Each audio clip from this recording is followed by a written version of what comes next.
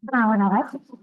Bueno, la idea de hoy es ver dos clases, arritmia en pediatría y arritmia en cardiopatías congénitas. La voy a dar, me dieron el orden al revés en realidad, pero yo lo cambié porque esto es, lo de arritmia en pediatría es quizá algunas cosas sí vienen en común con todos los módulos que vienen viendo, y es más que todo con el corazón estructuralmente normal, entre otros, bueno, relacionado a las cardiopatías congénitas, donde vamos a ver algunos conceptos también. Bueno, la idea cuando veamos arritmia en pediatría es ver la presentación clínica, que por ahí difiere un poco de los adultos, ver un poco de algunos aspectos en taquicarios supraventriculares, en taquicarios ventriculares, y ver también el bloqueo de que también tiene algunos características. Dentro de la presentación clínica es importante que sepan que la frecuencia cardíaca normal depende de la edad, y así como tenemos percentiles de crecimiento, percentiles de en pediatría, también tenemos percentiles de frecuencia cardíaca. A mayor edad bajando la frecuencia cardíaca hasta que se proximidad de la edad adulta, y incluso hasta 220 latidos por minuto puede ser sinusal en un paciente pediátrico. Ya después de eso quizá hay que tener más alta sospecha de arritmia. Y también para destacar que la arritmia sinusal respiratoria, bueno, que son la variación de la frecuencia cardíaca con la respiración, es muy frecuente de ver en pediatría y que no la asociamos en general a una arritmia, digamos, y también el tema de pediatría es el hecho de informar a los padres cuando uno le habla de una arritmia, por ahí preferimos llamarle variabilidad sinusal respiratoria de otra forma para no asustar a los. En realidad está, pero en todos los pediátricos, hasta aún recién nacidos, si supera los 220, ahí sospechamos que por ahí pregunta mucho los fáciles. Sí, sí, sí. O sea, que eso engloba todo, digamos.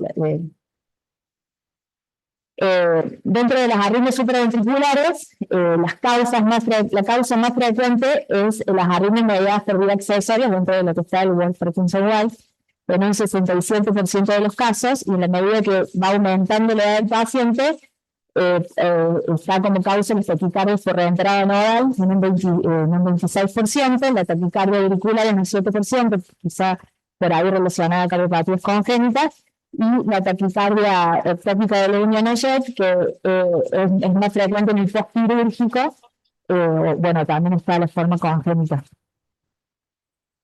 En el igual Parkinson-White y las taquicardias mediadas por vía accesoria, es importante que sepan que es la causa más común en la edad pediátrica, que bueno, puede ser porque una vía que tiene capacidad de conducción solo por vía anterograda, como las fibras Marfan o retrógrada, que son las ocultas, o ambas, que es lo que constituye las arritmias en el síndrome de Parkinson-White, y puede haber taquicardias antidrómicas o ortodrómicas. Las más frecuentes son las ortodrómicas.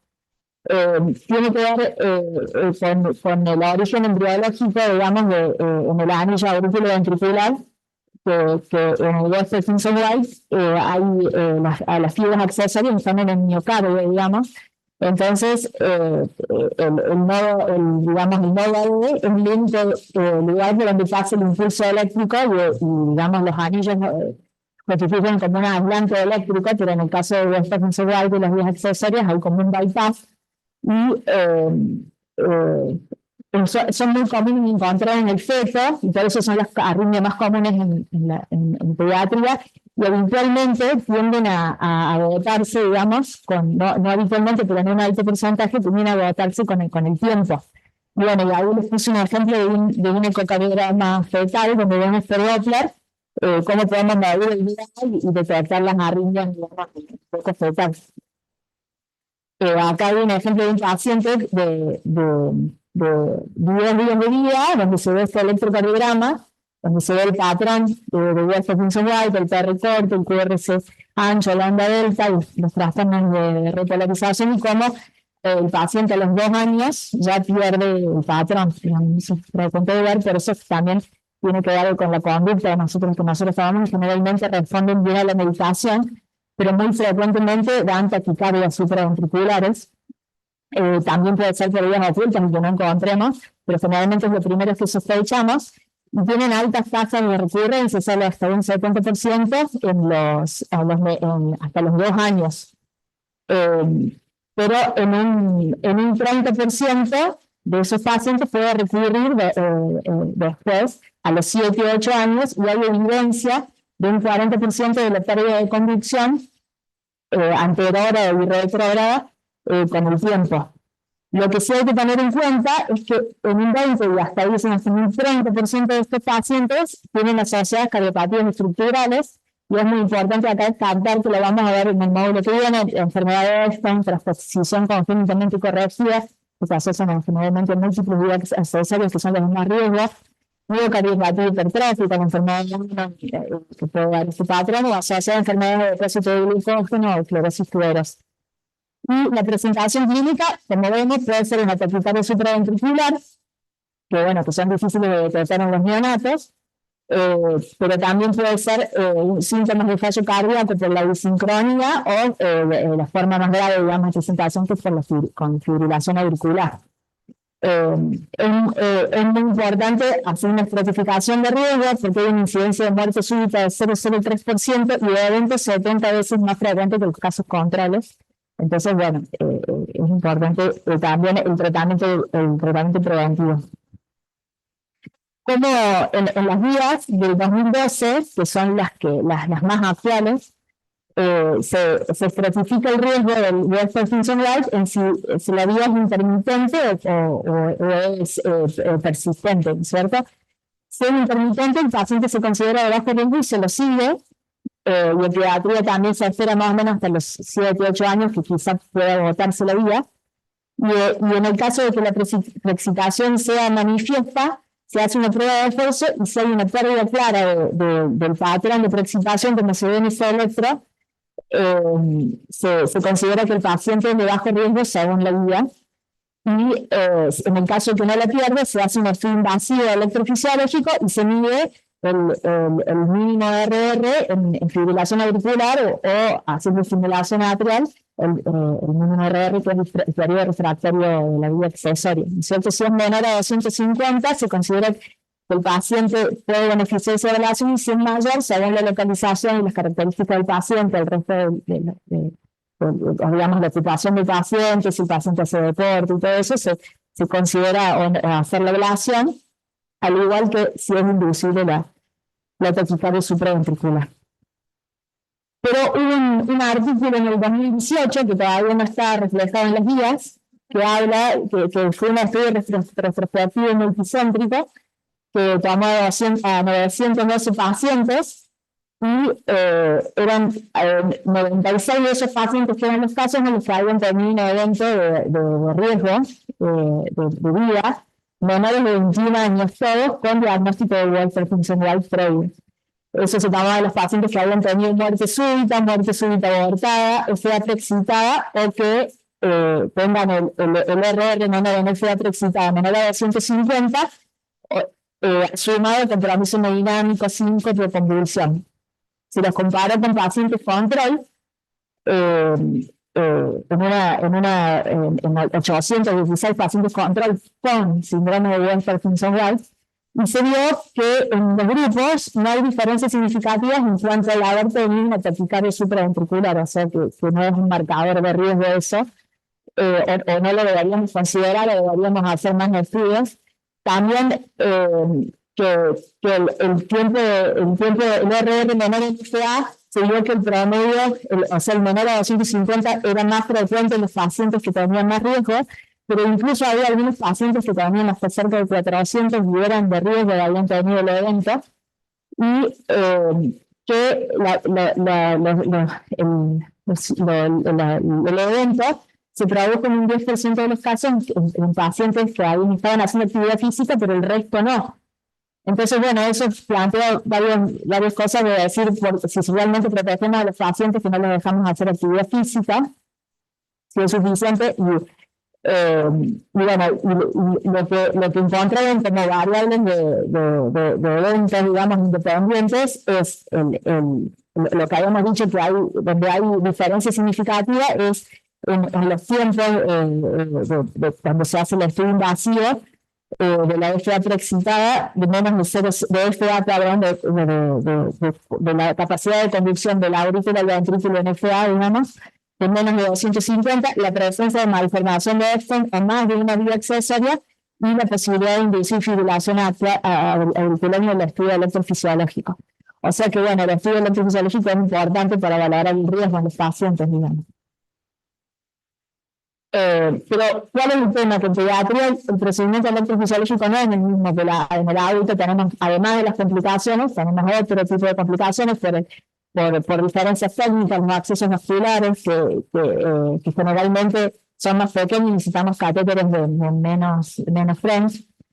Diferencias en los sustratos, por ejemplo, en el caso de los taquicardias intranodales y las vías accesorias parisianas, el corazón es más chico y tenemos más riesgo de quemar el sistema de conducción normal, entonces por ahí tratar de utilizar criolación o otro tipo de tecnología, navegadores para abordarlos mejor. Y las complicaciones graves, que son más frecuentes en este grupo, que son el bloqueo del 1% en un paciente joven, que le da mucha más morbilidad, el hecho de necesitar después colocar un marcapaso, la evidencia de lesión coronaria en el electrocardiograma y de estenosis coronaria en 2 de cada 147 pacientes. Hay una foto de una hemodinamia de un paciente donde hay una estenosis en la coronaria izquierda, que se traduce por una fiebre fisiológica en un paciente y una ablación en un paciente de 3 meses, y el tromboembolismo, que también es un niño en niño.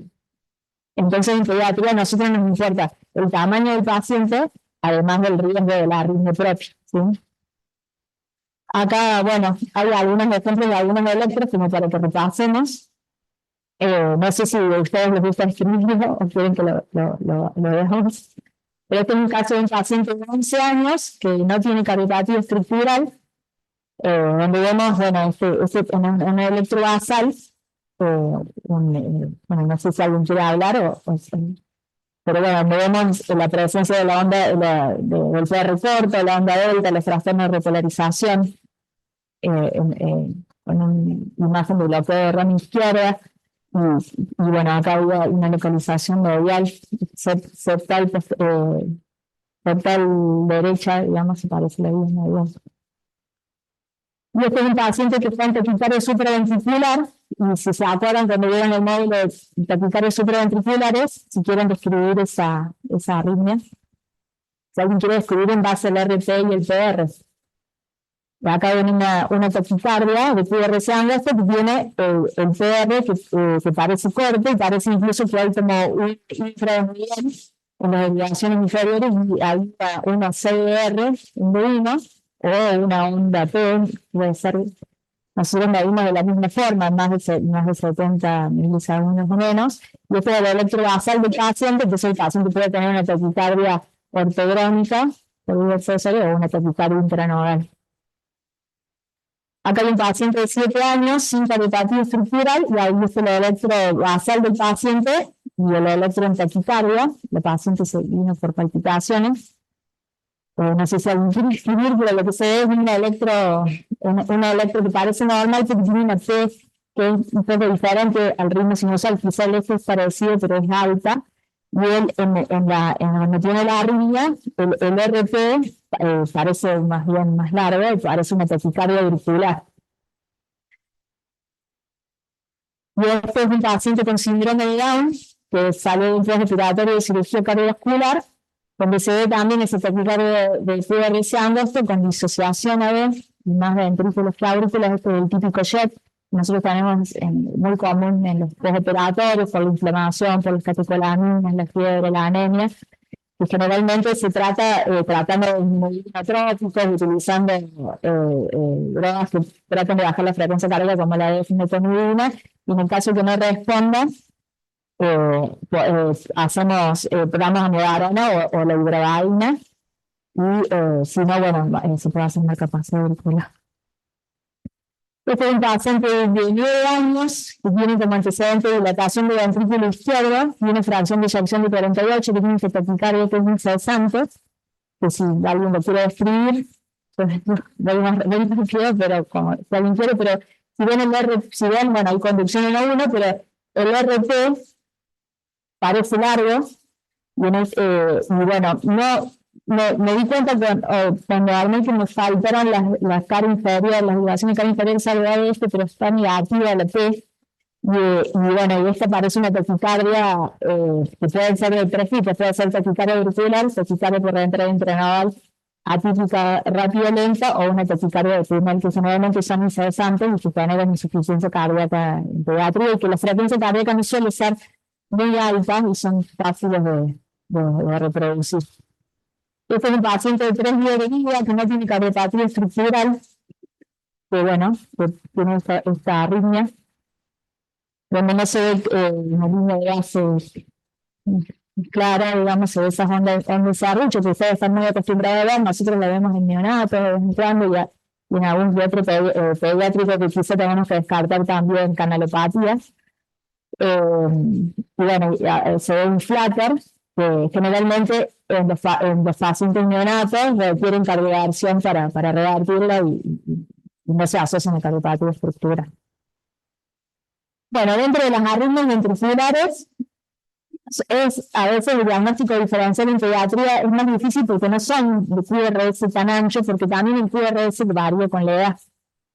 Entonces, generalmente las distinguimos más que todo por la disociación a ver, desde la presencia que acá pueden ver en los latidos de solución y de captura, como se ve en el electro de más arriba, y que la frecuencia cardíaca es un 25% del ritmo sinusal normal del paciente, o en adolescentes ya más de 120 latidos por minuto podemos identificar. Siempre hay que hacer diagnóstico diferencial con el RIA, que suele tener frecuencias cardíacas más bajas, y no hay que tomar ninguna conducta salvo esperar.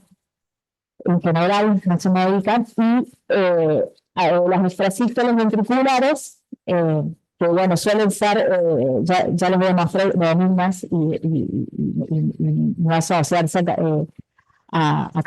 suelen ser idiopáticas, pero bueno, siempre necesitan estudio y descartar si tiene o no el paciente cardiopatía estructural. en general son toleradas hemodinámicamente. Es común ver las arritmias del tracto de salida del ventrículo derecho y la fascicular posterior. Acá les muestro un ejemplo de un paciente con 9 años con disfunción del ventrículo izquierdo, que fue derivada como de esta Hanson White, que la vimos con el doctor Brino. Bueno, pero si se fijan, no tiene P, el electrocardiograma, y parece como que tiene una delta, pero en realidad el PRS es ancho y se ve disociación. A ver, por ahí se ve la PR retrógrada. Parece que tiene una imagen de bloqueo de rama izquierda y un eje inferior o intermedio en la cara inferior. Nosotros lo tomamos como probablemente del tracto de salida y se ablacionó recientemente como eso. Pero bueno, en general esta paciente la toleraba muy bien, pero tenía síntomas de insuficiencia cardíaca, había que medicarla, pero no respondía prácticamente a ningún medicamento.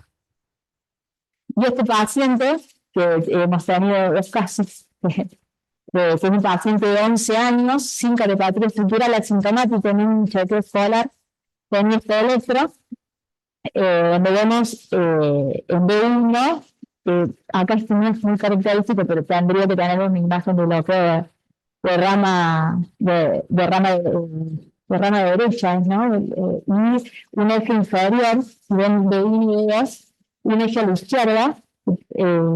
Bueno, esto, si ven el QRS no es muy ancho, pero tiene disociación AV y tiene AVR todo positivo, entonces para pensar en una taquicardia ventricular, en un principio se tomó con una taquisupra, se le trató con adenosina, se le trató con amiodarona, no respondió el paciente y cuando vimos el electro sospechamos la taquicardia ventricular, se le hizo cardioversión, revirtió, pero con el tiempo volvió la taquicardia. Son las taquicardias que son fasciculares posteriores y son habitualmente verapamiles sensibles, pero un mecanismo de reentrada que se da en una zona de conducción lenta, en la zona del tabique interventricular que baja hacia las fibras del Purkinje y sube hacia los fascículos posteriores, por eso da este patrón. Y bueno, también ese paciente en Buenos Aires se ablacionó la zona de conducción lenta y no volvió a tener recurrencias hasta ahora. En cuanto a las extrasístoles ventriculares, hay 2 artículos similares. Este artículo es del 2019 que comparó de forma retrospectiva, que generalmente los estudios de pediatría son así, a pacientes que tenían cargas diferentes de extrasístoles ventriculares, pero se dividían en 4 grupos. Y lo que se trataba de ver era la relación entre la carga de la arritmia, de la extrasistolia ventricular, con respecto a la disfunción ventricular. En pacientes de 6 meses a 21 años, se tomaron 134 pacientes en un seguimiento de casi 3 años. Y lo que se vio es que con el tiempo, en general, los que tienen alta carga, más del 20%, tienden a disminuir a más del 67% en esos 3 años sin ninguna intervención. Entonces, por ahí comparado con lo que dicen las guías en adultos, nosotros nos basamos más en este tipo de artículo, digamos, que habla de que en general son benignos y que no necesitan intervención, también el hecho de agregar un antiarrítmico en un paciente pediátrico con los riesgos que conlleva y el tema de la dificultad en la adherencia. Bueno, y en cuanto al bloqueo de completo, nosotros tenemos hay 2 causas principales que se dividen en el aislado o el asociado de cardiopatía estructural. El asociado de cardiopatía estructural pueden ser cardiopatías congénitas, como la transposición congénitamente corregida, postquirúrgica de cirugías cardiovasculares, CID, CIA, tetralogía de Fallot, Fontan también, y los miniventriculares y cardiopatías. Y el congénito, que es, digamos, serían los tipos del tipo de los aislados, donde no encontramos causa, que se suele dar en 1 cada 20.000 embarazos y se asocia a la presencia de anticuerpos en la madre, de patología autoinmune, del síndrome de Sjögren, lupus eritematoso, artritis reumatoidea. Los pacientes que tienen estos anticuerpos en el embarazo tienen un 2% de riesgo de tener un hijo con bloqueo de completo, que se suele detectar en el eco fetal. Tal vez les doy un ejemplo, desde las 16 semanas del embarazo hasta las 26, hay un bloqueo Ustedes ven la onda A y la onda B y hay un bloqueo de ginos, que también se ve en el módulo, en la contracción mecánica auricular abajo y ventricular arriba.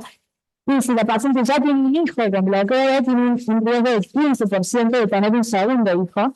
Y para esto se puede prevenir dándole en el embarazo cuando hay recurrencia de hidroxicloroquina. Cuando es el primer hijo se le da generalmente o se intenta con dexametasona, pero no hay mucha evidencia de que tenga efecto. Ya cuando el bloqueo se da después de los 28 días de vida, el bloqueo es idiopático, pero en el 90% de los casos cuando es congénito se asocia a los anticuerpos positivos maternos. Por eso siempre que tenemos un caso le pedimos a la madre porque puede ser asintomática de alguna enfermedad autoinmune. Los niños que tienen este tipo de bloqueo suelen ser supraicianos, suelen ser bien tolerados por el paciente, pero seguramente antes de llegar a la edad adulta va a necesitar el marcapasos y lo que nosotros hacemos es seguirlos para ver que no tenga síntomas de insuficiencia cardíaca o una arritmia más compleja que haga que requiera marcapasos o que le mejore la calidad de vida. Estos pacientes tienen riesgo de muerte súbita, de disfunción ventricular por esta disincronía y la insuficiencia cardíaca, y hay que tener en cuenta que con el tiempo disminuye la frecuencia cardíaca del escape. Y generalmente tratamos de llevarlo lo más grande posible porque los pacientes que pesan, bueno, en nuestro medio menos de 35 kilos, tenemos que colocarle marcapasos epicáricos por el tema de los accesos vasculares y los catéteres.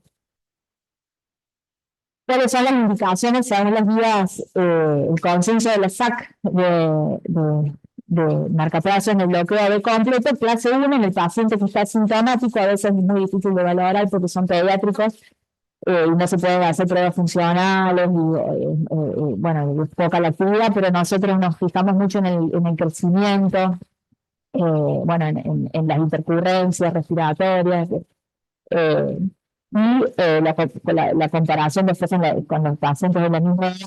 Y en los asintomáticos también es indicación clase 1 cuando la frecuencia cardíaca es menor de 50, cuando hay disfunción de BI, cuando se asocia a punto largo, cuando hay arritmia ventricular compleja, cuando hay pausas mayores a 3 veces el ciclo de ritmo basal o cuando hay pobre respuesta renotrópica menos de 120 en las pruebas funcionales que son difíciles de hacer en menores de 7 años. Acá hay un ejemplo de un paciente con un bloqueo completo, con un QRS aberrante, que ahí se ve ancho, que es un paciente de 2 años que tuvo un cierre percutáneo del 6D, que bueno, que hace poco le pusimos un marcapaso en el hospital. Bueno, pero acá era infrahiciano el bloqueo porque era por el cierre de la CD, así que era después de la división de las X. Bueno, si quieren hacemos la pausa, no sé si fue muy rápido. Pero ahí tenemos ya, hasta acá. Sí, o hacemos, o vemos preguntas. En pediatría. Sí.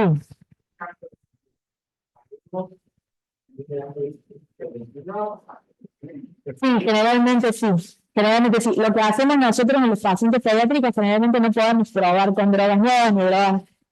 Usamos, por ejemplo, de los beta-bloqueantes, el propanolol, que es el más viejo, y que incluso en la actualidad se usa también en dermatología, o usamos el atenolol en los más grandes para que sea más fácil la adherencia, pero el paciente tiene que tener generalmente más de 30 kilos, porque también el atenolol tiene 25 a 30 kilos, porque el atenolol viene muy concentrado y no lo podemos dividir mucho. En cambio, el propanolol viene en jarabe, que también eso es un problema para nosotros. Y si no, usamos uno C como la flecainida, o bueno, directamente la medarona. Son poquitas las drogas que nosotros usamos generalmente para todas las arritmias.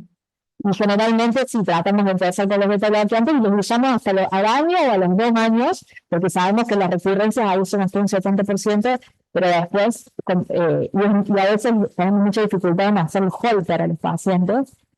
Tratamos de hacerlo, pero hay pacientes que, digamos que más complicados que otros.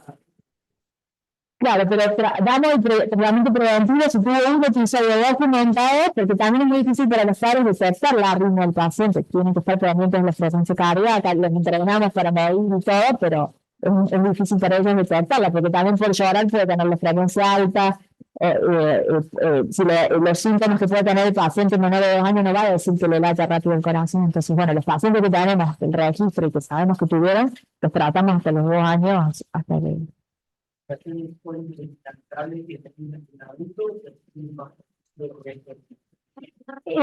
Generalmente los casos que yo he visto acá en Córdoba, ¿no es cierto? Quizá con el tiempo, siempre se hace todo primero en adultos y después se pasa a los niños. Son generalmente en arritmias más graves, que sean de riesgo de vida, las arritmias ventriculares. Por ejemplo, yo he visto en pacientes pacientes con antecedentes de familiares de muerte súbita y con sospecha de alguna canalopatía, por ejemplo, que no se detecta fácil en el electrocardiograma. Pero no es difícil que nosotros podamos hacer algún filter más largo, puede ser, pero para para los taquicarios supraventriculares, como no son de riesgo de vida, o sea, es importante documentarlas para saber qué tiene el paciente y para saber si estamos dando el medicamento y nos dar algo empírico, pero si sabemos que lo tiene, hacemos el tratamiento. ¿En algún momento, en alguna maniobra? Hay dos maneras, o sea, según la edad del paciente. Cuando lo que le enseñamos a los papás es lo que usamos de maniobras bagales en los lactantes, generalmente es hielo en la cara, porque no podemos hacer colaborar el paciente, digamos, y de esa forma es el reflejo. Y si no, en los más grandes, bueno, generalmente el masaje en seno carotídeo no lo desaconsejamos, le decimos a los padres que ellos no lo utilicen porque también puede hacer una pausa larga y el paciente puede tener un síncope, o sea, tratamos de que hagan la manera de valsar invertida que tiene más eficacia que la otra y los pacientes se pueden colaborar. Y en los que están ahí en el medio o que saben, yo por ahí les pido que decimos que hagan la vertical. Porque de esa forma no tienen que colaborar y hacen inconscientemente el reflejo, o porque los papás los ayuden, entonces cuando tienen la taquicardia. Pero bueno, también están en taquicardia. Pero bueno, es una forma de que pueden colaborar mejor. Y el verapamil, por ejemplo, los bloqueantes cálcicos están contraindicados en menores de 2 años porque pueden producir hipotensión y también se asocian a pausas y paro, digamos. Entonces no se usan. Y como está eso, es muy difícil que un paciente pediátrico se use en ninguna edad, porque todo el mundo le tiene mucho miedo. Y además que no, ahora el verapamil, por ejemplo, en venoso es difícil de conseguir en las clínicas y todo. Entonces nosotros lo que hacemos es, bueno, la adenosina, que la hacemos a 0,1 por kilo, o la podemos hacer hasta 0,3, y si no, en una vida lo más central posible, así como se maneja, digamos, y si no, se usa la medalla en endovenosa, porque el propanolol tampoco viene. A veces, eso por ahí que no lo mencioné, digamos. Yo esperaba que por ahí participen en los electros y más largos. Pero bueno, son interesantes los electros. Son de casos de los...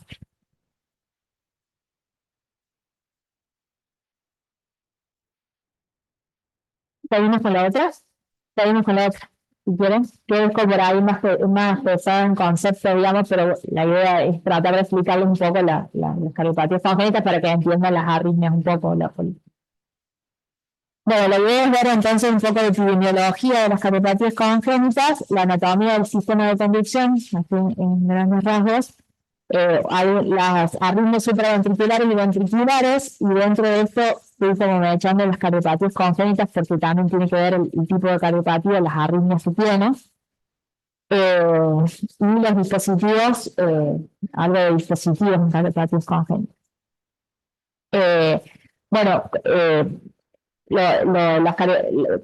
con la evolución de la cirugía cardíaca, en 1938 se cerró el primer grupo y ahí empezó a evolucionar mucho la cirugía cardiovascular y a perfeccionarse cada vez más, y ahora en la actualidad los adultos con cardiopatías congénitas superan el número de nacidos con cardiopatías congénitas y los pacientes son más complejos porque se agrega la morbilidad del adulto a lo estructural del paciente y de las cirugías del paciente y de las complicaciones, ¿no es cierto? Dentro de las complicaciones de los pacientes con cardiopatías congénitas del adulto, hay que controlar, bueno, la insuficiencia cardíaca, la hipertensión pulmonar, las arritmias y las otras condiciones, digamos, del adulto, como la cardiopatía isquémica, el embarazo, la obesidad, la hipertensión, todo lo que se va agregando. El mecanismo más común de arritmia en los pacientes con cardiopatías congénitas es la reentrada. Que eso seguramente se dan cuenta porque tiene que ver con los parches y que genera una zona, digamos, donde no hay conducción y ahí se arma la reentrada con zona de conducción lenta o rápida, cambian los periodos refractarios entre las dos zonas y se arma la reentrada.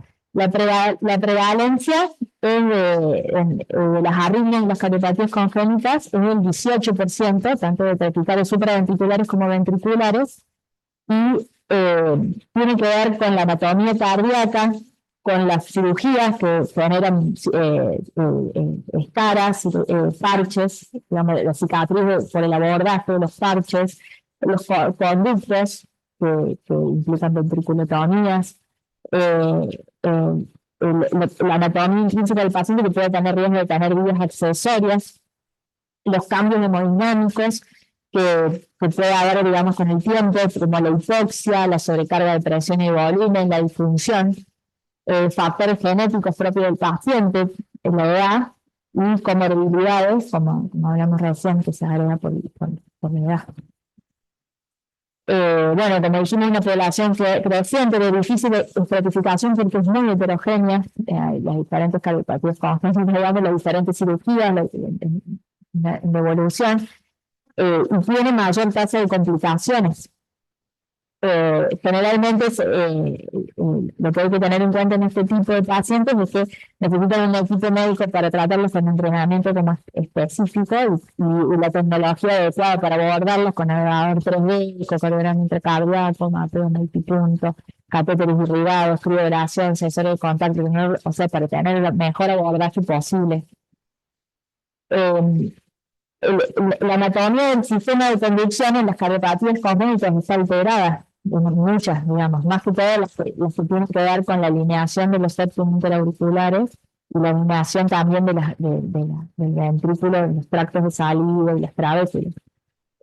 Bueno, el trayecto normal del sistema de conducción, que parte del sino auricular, el nódulo auricular, los haces internodales y el nodo B, que está en el ápex del triángulo de Koch, que está formado por el seno coronario y la parte posterior, la válvula septal de la tricúspide y la válvula por eso que es por donde ingresa la vena cava inferior, la válvula de Eustaquio, por ejemplo, donde ingresa la cava inferior, ahí está ubicado el nódulo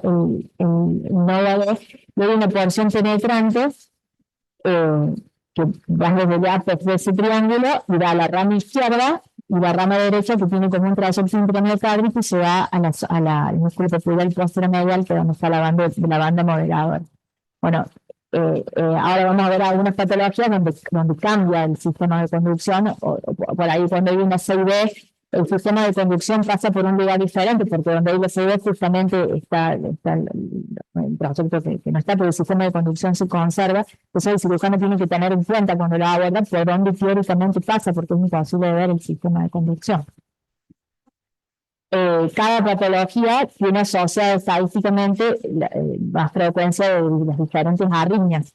Por ejemplo, la CIB y la CIA, que son las más comunes, tienen riesgo de taquicardia por reentrada intraauricular, que lo tuvieron la otra vez una paciente que tiene operada de CIA, que es ya lo vamos a ver más en profundidad en la diapositiva que sigue, pero es como el mismo mecanismo del flutter, digamos, pero alrededor del parche o de la cicatriz quirúrgica, de las cirugías. La CIB por el abordaje que se hace transatrial y la CIA por, bueno, la misma CIA lleva el parche y el abordaje. La tetralogía de Fallot es muy característico, bueno, no solamente por el abordaje, que en la actualidad se trata de hacer transatrial porque tiene menos complicaciones, pero no deja de tener la cicatriz en la aurícula, sino también las taquicardias ventriculares, que son los que llevan al paciente el riesgo de muerte súbita, que es lo que que es lo que hay que evaluar después con el tiempo. Las patologías que son de la estenosis aórtica,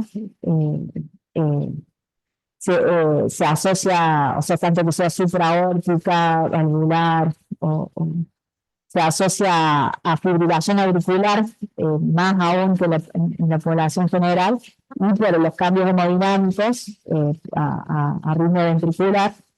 La BPGA, que es la transposición de grandes vasos, que es la discordancia ventrículo-arterial, eso que los vasos están mal puestos y esto genera que la sangre oxigenada vaya por un lado y la sangre no oxigenada por el otro. Antes se solucionaba por la cirugía de Munster-Senning hasta el año 1975 que salió la cirugía de Chaten, el switch arterial.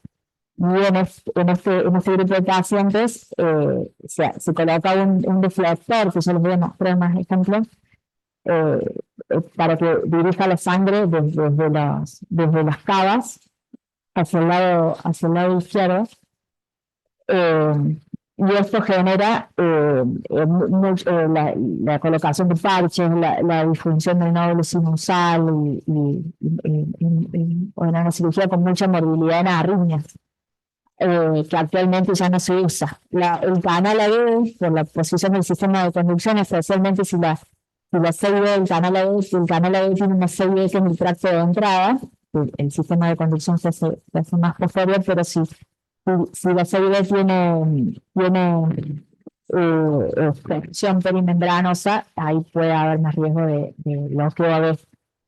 El univentricular, el Fontan y el Glenn, la LPGA, que es la transposición congénitamente corregida, y la anomalía de Eston tienen riesgo de múltiples vías accesorias, y además la LPGA por sí misma tiene riesgo de bloqueo de y la cirugía en sí también, que es una cirugía grande, el doble switch.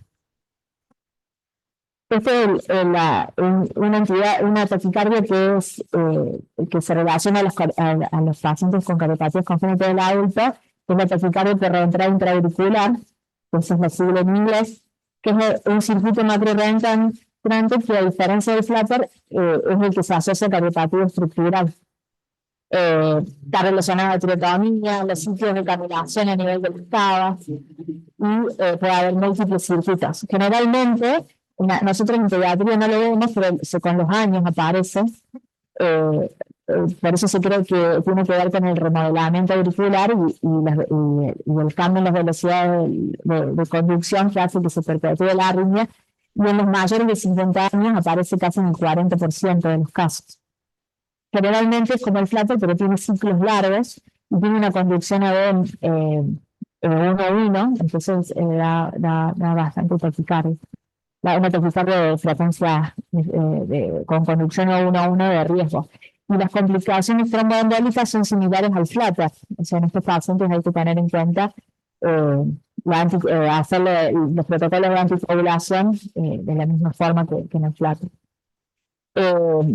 Son generalmente esa taquicardia es muy rebelde del tratamiento de medicación, y para la terminación aguda se usa cardioversión o supresión por sobreestimulación, que también tiene un marcapaso por estudio electrofisiológico, o farmacológico con fármacos que bloquean inmunodel, y el tratamiento crónico, con fármacos como la medarona, el flecainida o la ibuproxina, no sé si. Y en el tratamiento crónico, bueno, los fármacos clase 1C, como el flecainida, el propofenol, o 3 con el atenolol, sotalol, y hay que tener en cuenta que estos pacientes pueden tener, cuando uno utiliza drogas, síndrome de taquibradic y disfunción del nódulo sinusal, y tienen alta tasa de recurrencia. Digamos, la indicación actual es la ablación en un centro especializado de la arritmia, pero con navegador, porque son aleteos atípicos. Y esas son las patologías que más se asocian a taquicardia por reentrada intraauricular, como hablamos, la CIA, la CIB y el tetragio de Fallot por el abordaje transatrial, el Munstersen, que era la cirugía anterior de la DTGA, con esos reflectores dijimos, que van intraauriculares, que todo eso genera zonas de cicatriz y parches, y la cirugía de Fontan, que ya vamos a ver un poquito más.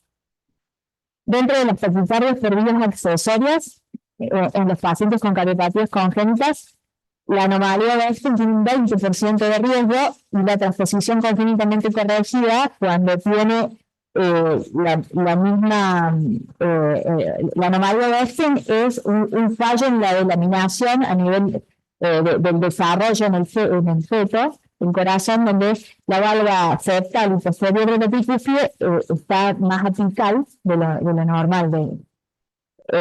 Entonces, bueno, los anillos justamente donde están las vías accesorias, el miocardio de las vías accesorias, está, digamos, está alterado y es propenso a que haya múltiples vías accesorias que pueden ser ocultas o pueden estar manifiestas.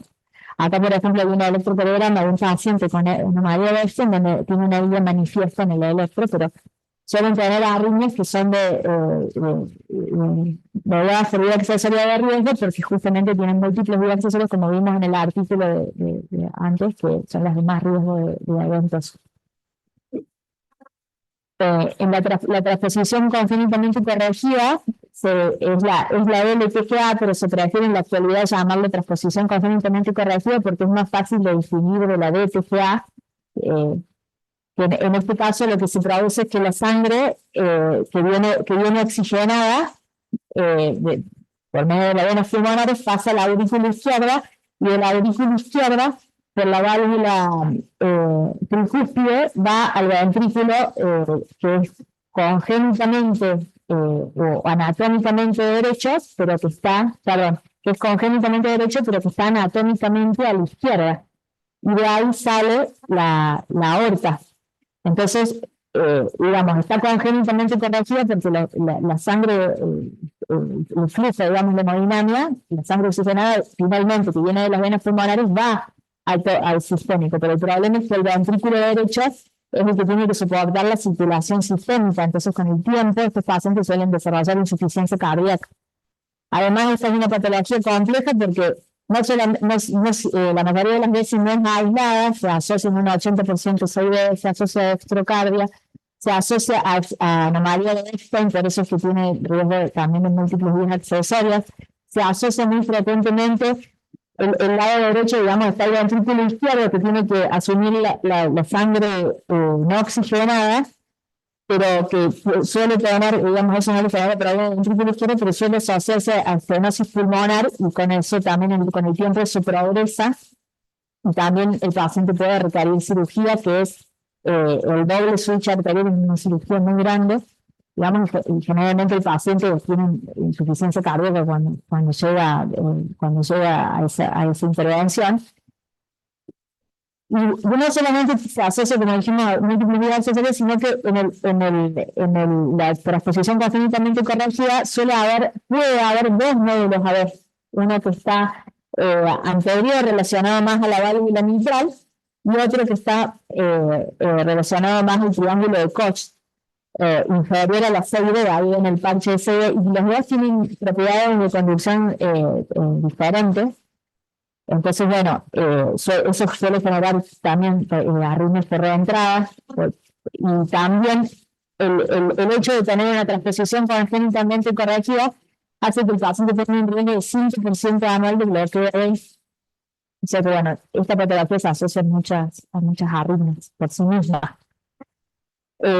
Hay evidencia que los pacientes que tienen el ventrículo derecho sistémico y que tienen fracción de eyección de menos del 65%, y que tienen imagen de bloqueo de rama derecha de más de 150 milisegundos, se pueden beneficiar con la terapia de resincronización, aunque no hay casos suficientes, pero se ve cierta mejoría en estos casos.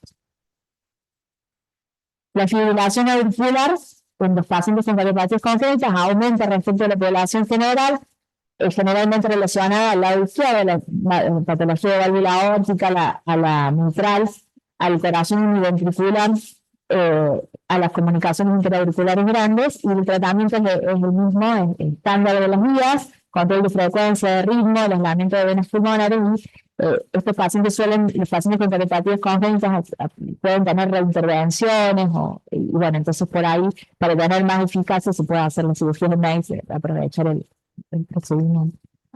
Esto es para explicarles un poquito de la cirugía de Munster-Senning, que hablamos bastante, digamos que lo nombramos bastante.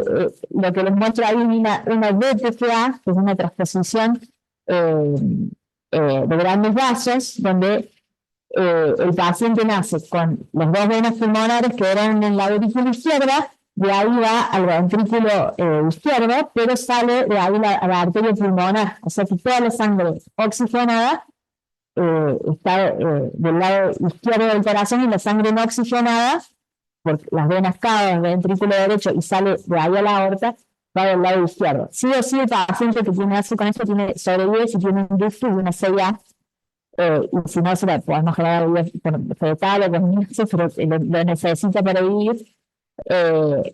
Y bueno, ya antes se hacía la corrección anatómica, donde se ponía un deflector que dirigía el flujo de las venas cavas hacia el lado izquierdo, y se saltaba, digamos, la aurícula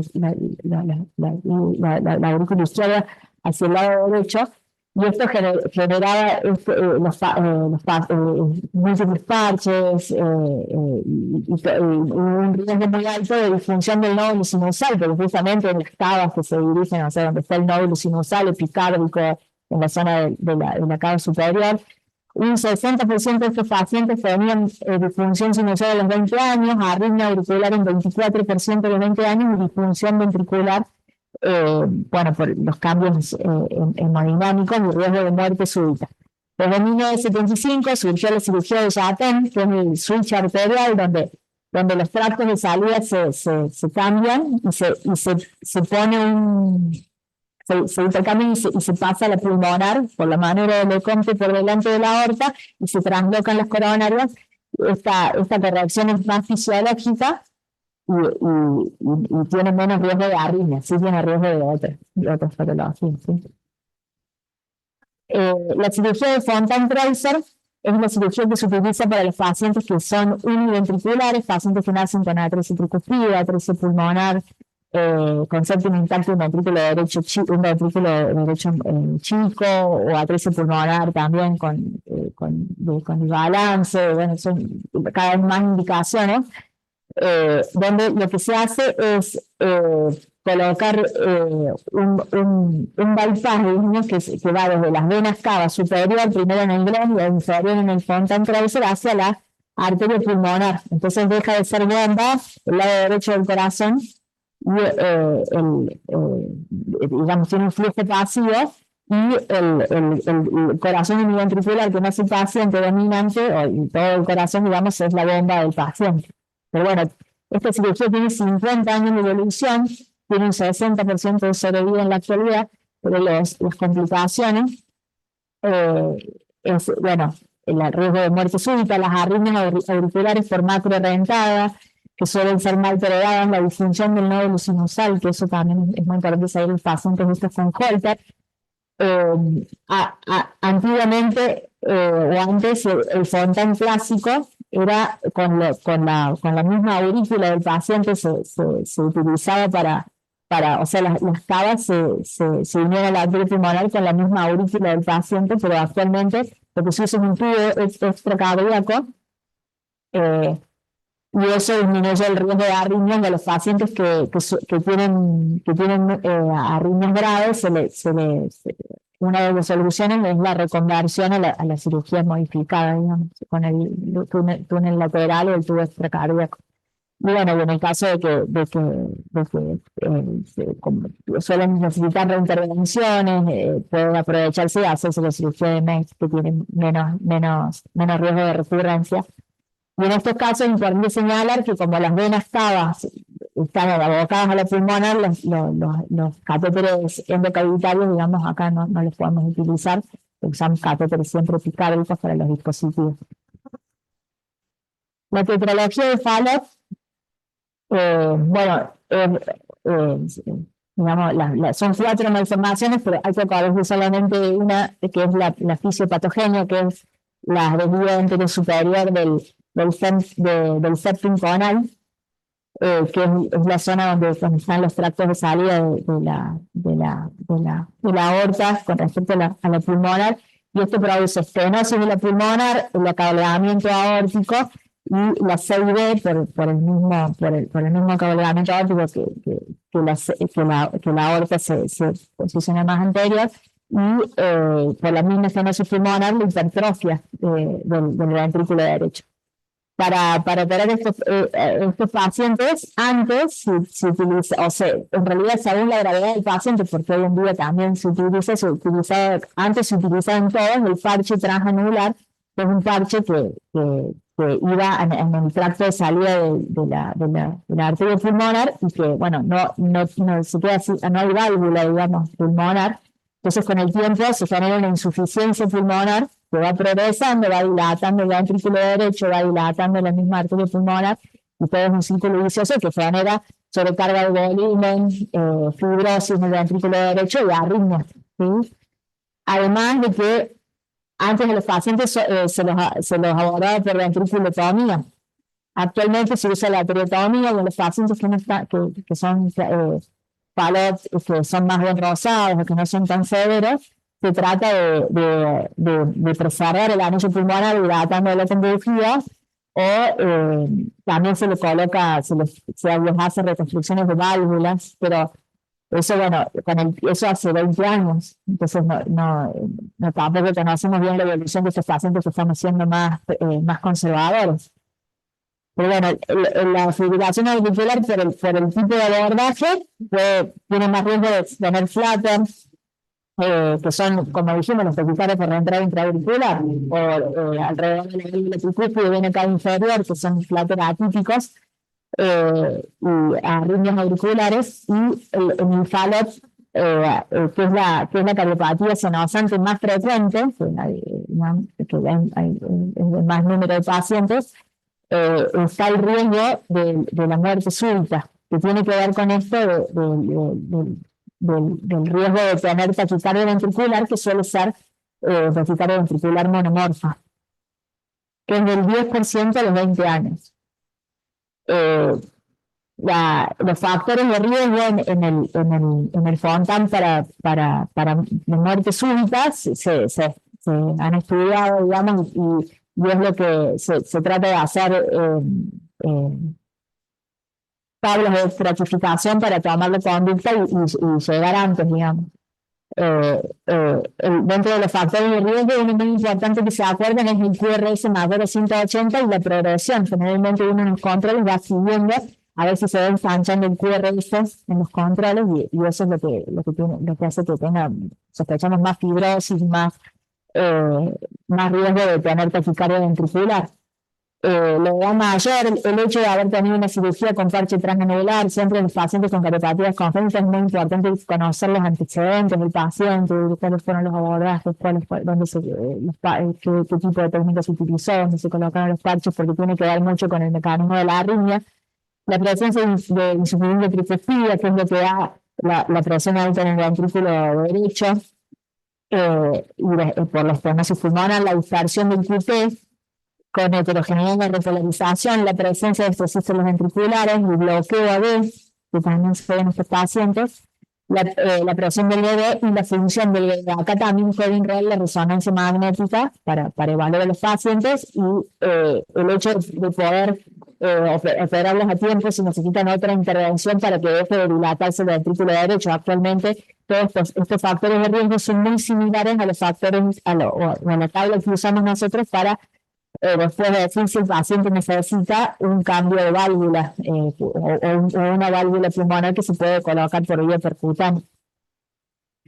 Hay un score de riesgo que habla no solamente de los factores que nosotros nombramos recién, sino también del estudio electrofisiológico y la inducción de taquicardia en los pacientes con tetralogía de Fallot.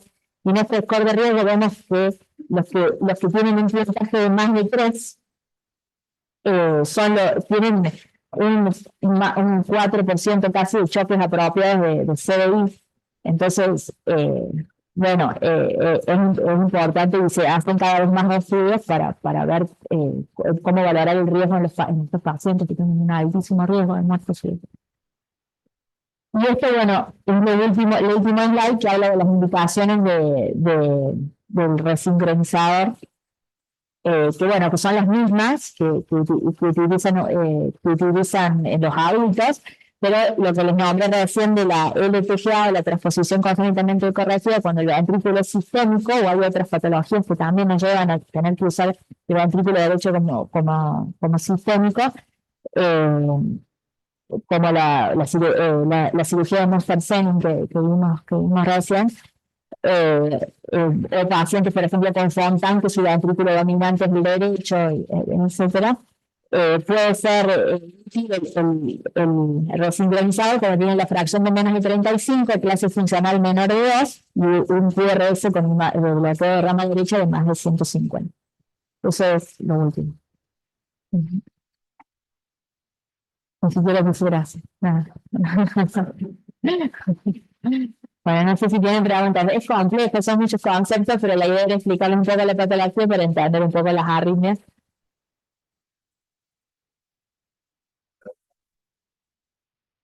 Y hubo en el Cerro que supongo una chica que tuvo una taquicardia por reventar intraauricular, que la internaron por 5, pero los chicos tuvieron que ya la van a evolucionar o no. Muchas veces son flátulos típicos, la mayoría, o sea, también hablan los artículos de que en la patología de Fallot, en la CIA, en la CIE, el mismo cabo frío dependiente bueno, por ahí se puede probar, no sé si puede hacer una ablación en este caso, pero lo ideal es usar el navegador.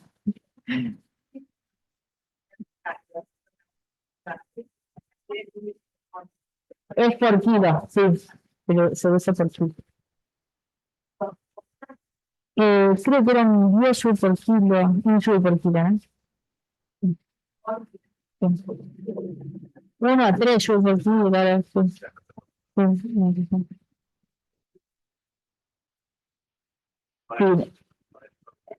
Sí, sí, hemos hecho la terapia y todo, pero nosotros es menos común que tengamos que hacerlo. Ustedes como lo toman nosotros es más, tenemos menos experiencia, los terapistas, más que todo en arritmias de usarlo, pero sí.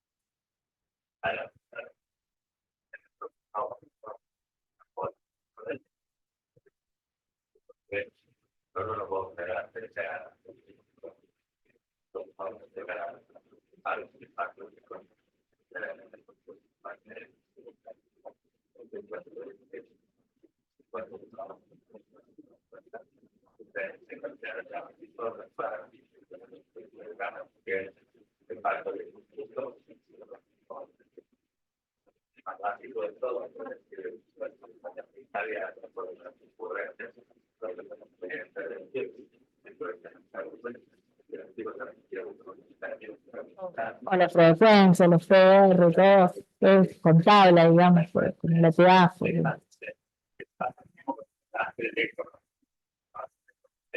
Sí, nosotros tenemos todo ese score de todo tabla, para ver el tamaño si está dilatado, tenemos que fijarnos en una tabla de percentiles también, porque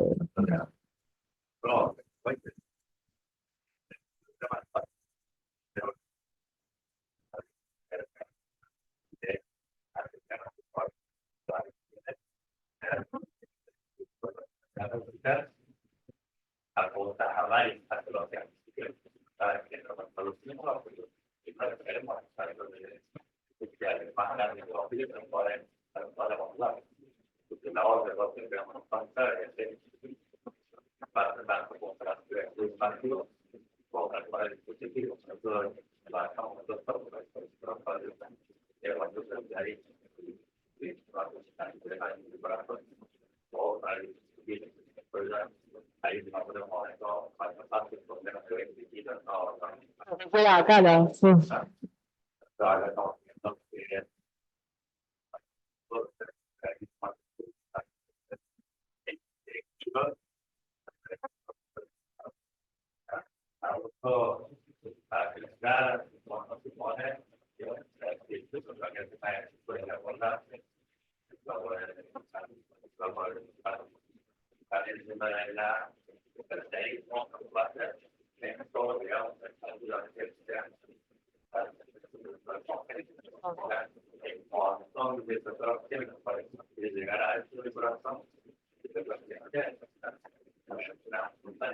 El sistema de conducción es diferente, además no solamente la anatomía, sino que el sistema de conducción está ubicado diferente.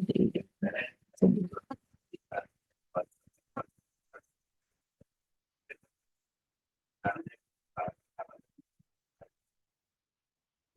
No, o sea, lo que por ahí decíamos, el tamaño no solo una importación, o sea, por ahí también, más allá del riesgo del paciente, también siempre estamos pensando en el tamaño del paciente y en base a eso tomamos las decisiones, ¿sí?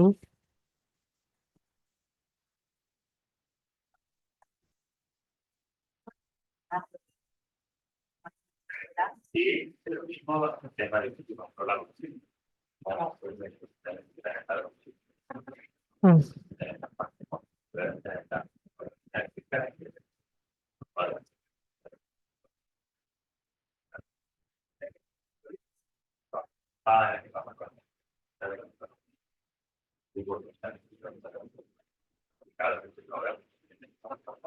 Mm.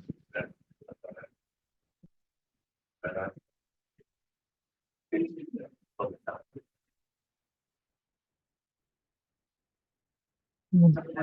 Bueno, sí, bueno, generalmente lo que hacemos un certificado y lo ponemos por ahí, porque siempre también por todos van al colo y no lo podemos, o sea, no podemos decirle que no le vamos a firmar el certificado, lo tenemos que hacer y tenemos que aclarar. Generalmente lo que ponemos cuando es preexcitación es como algo relativo, le ponemos que puede hacer deportes según tolerancias recreativos, le ponemos no competitivos ni extenuantes.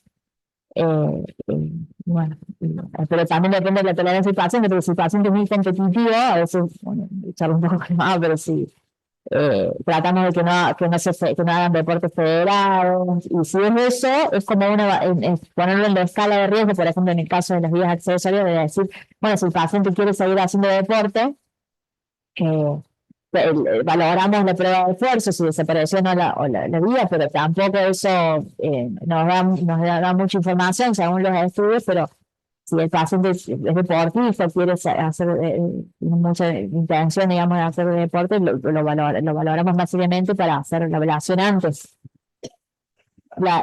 En el estudio ese salió que eventos a veces fue a la edad más o menos de 14 años, más o menos dos, digamos, la edad. Entonces, bueno, también cuando nosotros también nos basamos en el peso del paciente por los catéteres, si tiene más de 35 kilos, si tiene más de 14 años, ya eh, tienen menos riesgo de FA los pacientes pediátricos porque no tienen tanta masa agrícola. Los pacientes en pediatría la ruina más frecuente no es como en adultos que es la FA. Nosotros tenemos muy poquitos casos. Por eso eso tiene que ver con el riesgo en el Parkinson White, o sea, por qué no va a ser la FA preexcitada, el pediátrico tiene menos riesgo. Pero en ese artículo se vio que más o menos a esa edad hubo eventos. Entonces, bueno, da dudas, por lo menos un estudio retrospectivo, quizás son pocos pacientes, pero, pero ese estudio, el 65% de esos pacientes, que era lo importante también de ese estudio, no tuvo eventos antes, no había tenido ningún síntoma, ninguna taquicardia supraventricular antes. Entonces puede ser un paciente asintomático y no deja de ser de riesgo.